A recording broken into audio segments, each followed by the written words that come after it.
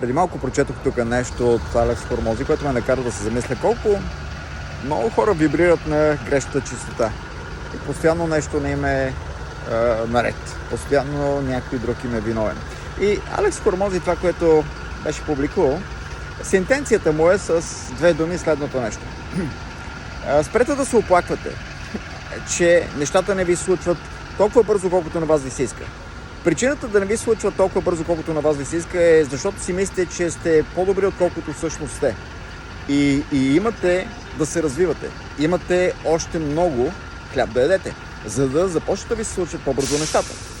И ако се замислиме, Брайан Трейси на времето имаше едно обучение, в което обучаваше нещо подобно. И там говореше за хората, които работят на пълен работен ден и за хората, които работят на непълен работен ден. Всъщност, колко малко от това време всъщност хората наистина работят. Ако вземем един пълен работен ден на човек, който работи на пълен работен ден и си мисли, че работи 8 часа, никой не работи реално 8 часа. Повечето хора не работят дори и фракция от това време.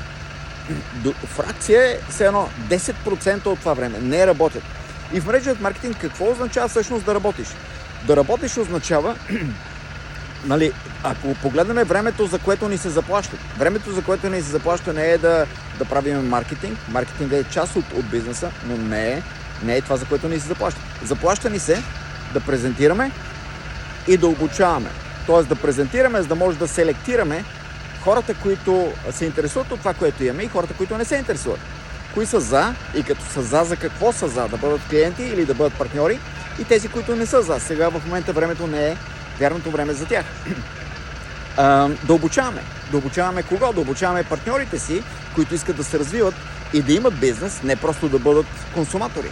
И повечето хора, тази дистанция между това да имат бизнес, означава все едно да правят нещо, което си го представят, че ще говорят с 10 човека, които са им роднини, познати и близки.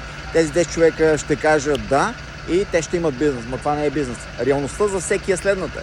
И това е истинската реалност, че почти никой няма да направи бизнес с роднините и близките си. Почти никой.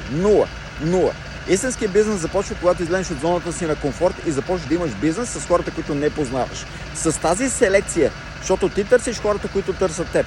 Ти решаваш проблемите на хората, които не те познават. Не на тези, които те познават. И те познават някаква светлина, в която те не искат да правят бизнес с теб, защото не вярват, че ти можеш да си лидерът, който да ги водиш от мястото, където са в финансова нищета, към мястото, където те искат да бъдат, към финансова независимост и свобода. И за това нещо се изисква лидерство. За това нещо се изисква